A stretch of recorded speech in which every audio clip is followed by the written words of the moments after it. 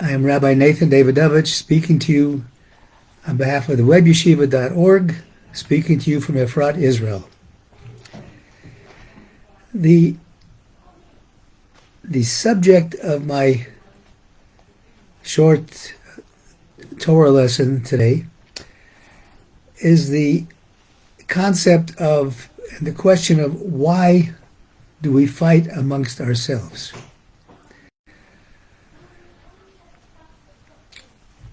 We see throughout our lives constant fighting between people, constant disagreements that turned sometimes deadly.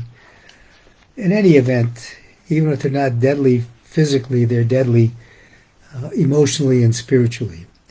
So we're going to talk about this week's Parsha, this week's Torah reading, which is Parsha Lech Lecha. And we're going to see what the Torah has to tell us about how important it is for people to live together, for Jewish people to unite as one. We know that King David tells us, Hine ma tov u'manayim shevet achim gam yachad. How beautiful and pleasant is it for brothers to dwell together. In this week's Parsha, we have a reference to brothers, and actually the reference that is made as brothers really refers to relatives. Because what happens? We have a situation where Avram Avinu, our forefather Avram, who first left his homeland, went to Israel, then left to Egypt because of the famine, and then left Egypt. And as he's leaving Egypt, he takes with him his nephew Lot. And Lot is referred to actually as his brother, even though he's only a nephew. So the concept that applies is to all relatives. And certainly we are all children of Hashem, children of God, so therefore we are all relatives. So what happens? First of all, both Avram and Lot, as they're traveling away from Egypt, were very rich. They had a lot of flocks and herdsmen. And after a short time, the Torah tells us as follows.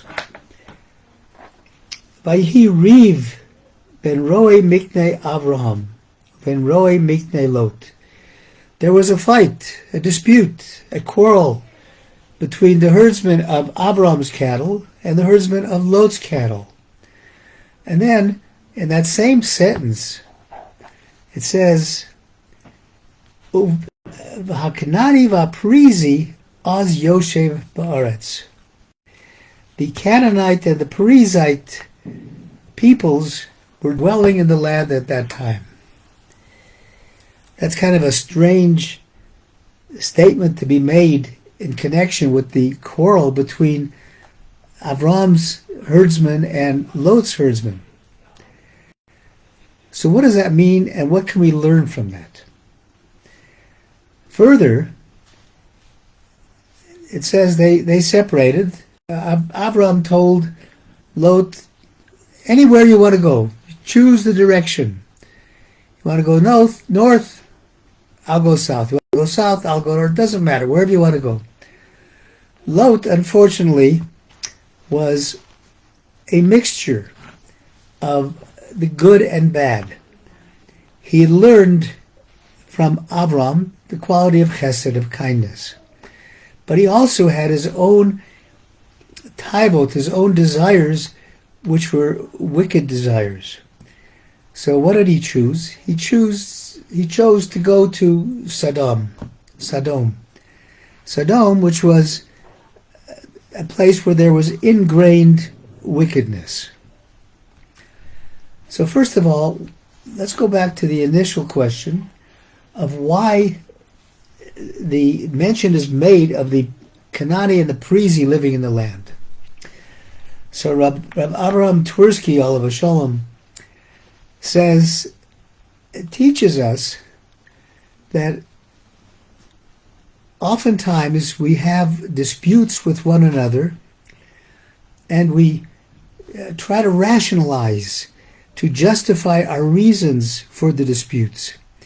He says the time of this dispute with Avram and Lot's herdsmen, shepherds, at that time there were two different peoples living in the land. And the Torah is telling us that though they were two different peoples, had two different outlooks on life, nonetheless, they were not fighting with each other. They were living with each other. The Torah is teaching us a lesson of how much more important it is for we who come from one heritage, who are children of Avram Avinu, how too we must not let these differences separate us. Now, what happens? What's the cause of these kind of quarrels? Why do people like to fight? So I think there's a hint by what the Torah says just a few sentences later. After Lot leaves to go towards Sodom, then Hashem says to Avram, he said, look, lift up your eyes and look in all directions, and all the land which you see, I will give it to you and your descendants. And then he says something very strange. V'samti esaracha ka'afar haaretz. I will make your descendants like your children, like the dust of the earth. Now we see several places in the Torah where Hashem uses other references to the multitude of the Jewish people that will be created. He refers to the Jewish people as the sand of the sea. He refers to the Jewish people as the stars, as numerous as the stars. You can't count them.